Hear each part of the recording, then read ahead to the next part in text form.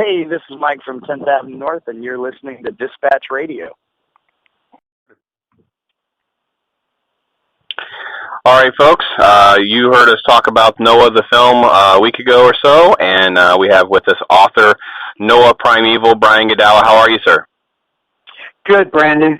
Here we are now. We can finally cut to the meat of what the film actually contains, give folks a little insight. And I tell you, I was actually, I'll be perfectly honest, it was even worse than I expected, Brian, because it didn't even have the spectacular visuals and sort of stunning things that I kind of hoped for. I mean, $100 million was spent on a bunch of CGI animal scenes that are kind of overstated and just, a whole lot of set pieces that didn't really help anything. I don't know. What are your general thoughts from the get-go? Yeah, I was wondering where all that money went. Actually, I think it was more like $130 million, wasn't it? Yeah. Where did that all go? Did they pour that all into Solyndra or Al Gore's pockets? I don't know, man. But yeah, I got to say, I was trying to be fair, and and then build up to the film. I was trying to tell people, look, watch it with wisdom, discernment, and and I still feel that way about movies because I watch a lot of movies that I don't like, and but I was trying to be fair, trying to be balanced, and trying to say, let's not be the religious caricatures that the world, makes us out to be. Those of us who have faith, who react against things.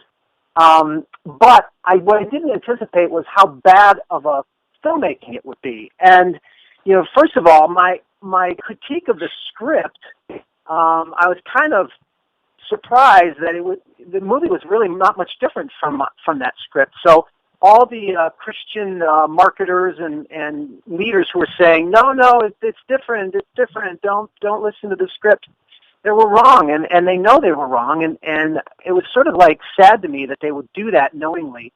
And but anyway, other than that, though, so in terms of the content, it's just as much about environmentalism, and he's an Noah is an eco warrior, and he's also a very dark and very unsympathetic hero. But yeah, I think you're right. The other side is what I didn't anticipate was how bad the storytelling would be. Let me stop you before you get to that. Let me get to just still some little theological connections first, because sure. Other than the biblical reference of Noah, the three sons, Methuselah, the Bible references wives. We only really get one female for one of the sons, and they twist on that. Beyond that reference, that there's a flood and an ark, there's nothing else in it that is actually tied to the Bible much at all. It was actually it was kind of shocking that the story had so little, because everything is distorted. For instance, one of my big hang-ups is he has changed the concept of a world without sin, and there's a line where he says a world without man. And of course, there's constant references. He's not obsessed with the Noah story, in my opinion. He's obsessed with Cain murdering Abel, and that's linked to how bad and corrupt man is, and why we're just such awful beings, and we have to save the animals. Absolutely, you're absolutely right. This whole thing. In fact, I'm kind of surprised that those who are watching the film and saying, "Oh, it's not." There's a little bit of environmentalism in there, but it's not much at all. The whole story, the whole heart of it is precisely about, quote, creation. That's what they call it in there, but it's actually nature. And really, even man's sin is really, every time they talk about man's sin, it's always in context of the environment, of the earth, of nature. And that's really the epitome of the evil of what man is doing here. And in fact, those... if you think about it, the one guy who keeps talking about how man is created in God's image and we are to rule and subdue and have dominion, it's the villain, Tubal Cain, who's saying that. He's the one who promotes God's image in man and all this. And so there's a very clear subversion going on of the Judeo-Christian story, and that's the... I guess I'll have to grant him that brilliance, is that he's definitely subverting it, and some people aren't even catching it. To go one step to the next point that really bothered me was obviously where some of the money went is this enormous amount of CGI of animals, but he obviously doesn't understand the scripture that says, two of each kind. We instead have to endure a CGI scene with, 500 snakes that slither past, and just, I mean, thousands of animals are portrayed, when we know that scientifically, even their own evolutionary science goes back to a core group of a very small number of animals, but they just jacked up a massive debt for CGI to show these scenes that just, first off, they come out of order almost, like they don't come in a sequence that kind of makes sense, because then you have these huge lulls in between animals coming, and I'm not even getting to the rock monsters yet, because we know that's where all the money was spent. But we're just talking about just some of that context. It doesn't make any sense. And the dove part didn't seem like it was right. The rainbow is definitely not right. And there's so many pieces that are like, it is not your biblical story. They literally will point to a word or just little tiny references, but they barely connect together. Yeah, absolutely. You know, I think he was basically approaching it as two of every species. So that, yeah, you're absolutely right. But you know, between you and me, honestly, for myself, that's the animal situation, and but that doesn't bother me as much, because I'm more concerned about, you know, what the meaning is and what all the details are pointing to. But you make a good point. I'm just saying. Well, we didn't get any meat. So now we don't really get any seasoning, is I guess my point, right? I don't have any good meat. I don't have any good meat of the story. It's not world without sin. And God is never called God. There's no references to God. There's no references to Lord. There's some general references to Father, like you said, Tubal-Cain, the fictional character.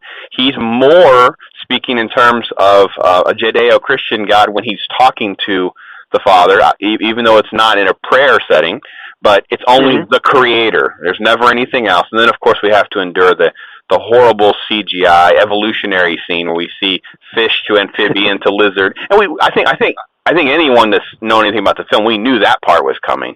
But yeah. But the rest of it is just, it was so.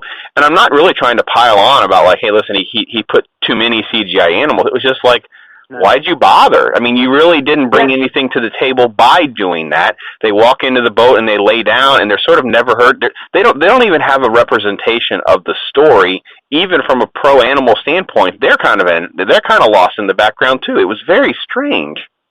Yeah. I think that pretty much typifies the whole movie. Is strange as you watch it. There's all these little strange elements, like you say, inconsistencies, and then also strange characters that are not sympathetic, and they make these choices that don't make a lot of sense, you know, and so you just don't really care about the characters. So you're watching this and you're just going, okay, this is about his agenda, because you're not getting into the drama, you're not getting into the people, because they're not really sympathetic, or they're not really engaging. They're cardboardish. Well, even at the end, I mean, obviously Noah is the least likable character, because you do want to care a little bit about the adopted female, the fictional character that is one of Noah's wives, one of the son's wives, and you get a little bit of empathy.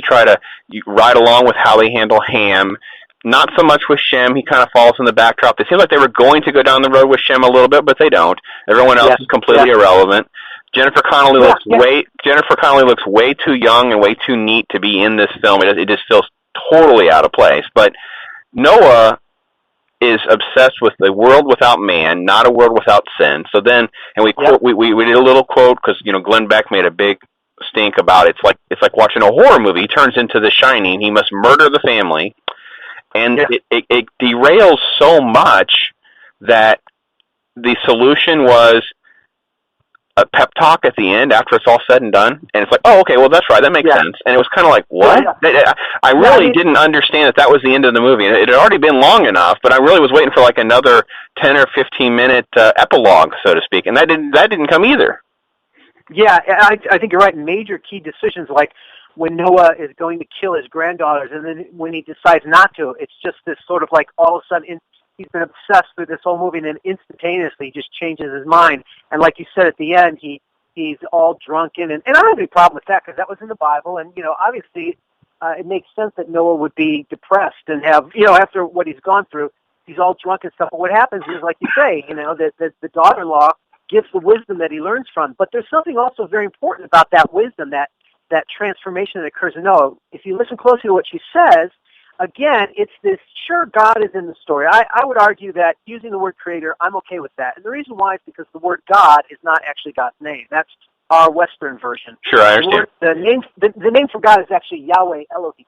Okay, but Creator I'm okay with because, and the reason why is that the word Elohim is closest to the word Creator, and so you've got, in other words, that's before Israel, before the covenant name of God.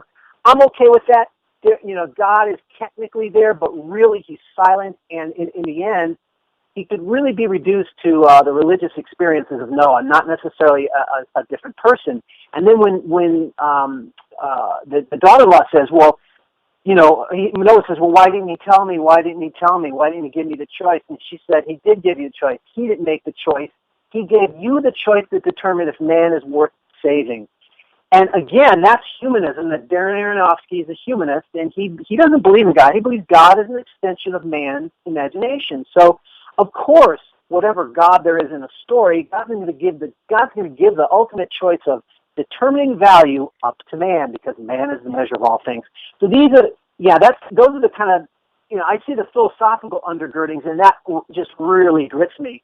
But the poor writing and poor visual effects were so strong that it's hard for me to spend time talking and analyzing the bad philosophy because the movie itself is so unentertaining.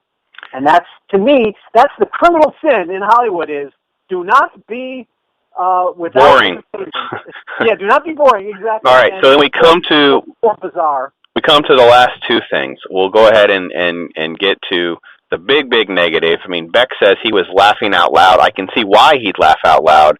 It just seemed like it was a bizarre attempt at being Peter Jackson with these rock creatures. The fallen angels have been manifested and sort of cursed to the earth. And there was, actually, I like the redeeming aspect of one says, forgive me, and boom, he's lifted away. But they didn't really keep with that theme either. They kind of lost that as well, because that seemed like it was going to make some sense. But the CGI and stuff is just so irrelevant, and you just don't care about these creatures at all. There's really no, it's not like, the giant tree people. I know people don't know the names of them, so that's what I'm going to call them for this. But I'm that much of a geek, folks. Remember, I can say what they're called.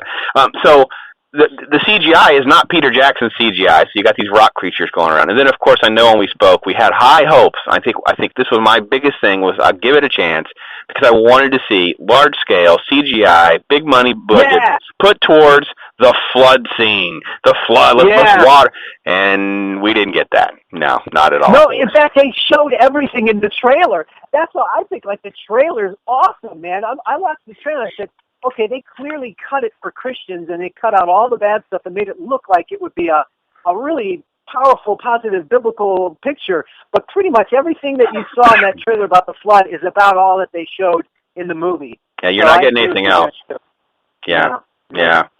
So sadly, folks, I mean, I don't really know how to rate it. I'm such a harsh critic. I mean, I guess I'm leaning around 2 stars. I do a 5-star scale to give you folks an idea of where I'm at with that, and I'm really kind of being generous with that. I mean, it is that bad of a film. It's just not entertaining, and I think Brian, when he came on our show and he talked about Noah and this character, this unapologetic, dark character, I have to be honest, I didn't want to believe Brian. I'm like, surely they're not making him that unapologetic, that dim-witted about this misbelief that he has. And sadly, that's, even at the end, a redemption speech by a daughter-in-law is really all there is as far as meat goes. There's really nothing there, and it was very difficult to handle.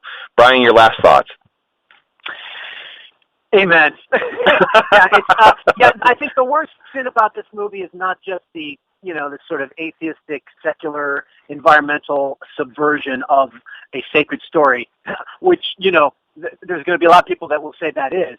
I would say from our cultural standpoint, probably the biggest sin of this movie is that it's just a terrible filmmaking and an uninteresting, unentertaining film. Well, that's it, folks. I wish we could offer some better advice to a listening audience, but we really can't. And Paramount, you get what you deserve. That's a lot of money spent, and I don't know at what point you discovered you had some problems on your hand, but it is not a good movie, and word will get out rather quickly, in my opinion. I didn't read any reviews. I wanted to just go in, try to get a little quick preview of it, see it for myself, and folks, Noah is not a biblical movie. We give Aaron Ofsey credit. At least he told us the truth. It's not a religious movie. It is not a biblical movie. He was completely honest, and he couldn't be more accurate. Yeah, exactly. All right, Brian, thank you again for fitting us in on the notice like that, and I appreciate it so much. Thanks for having me on. All right, take care, Brian.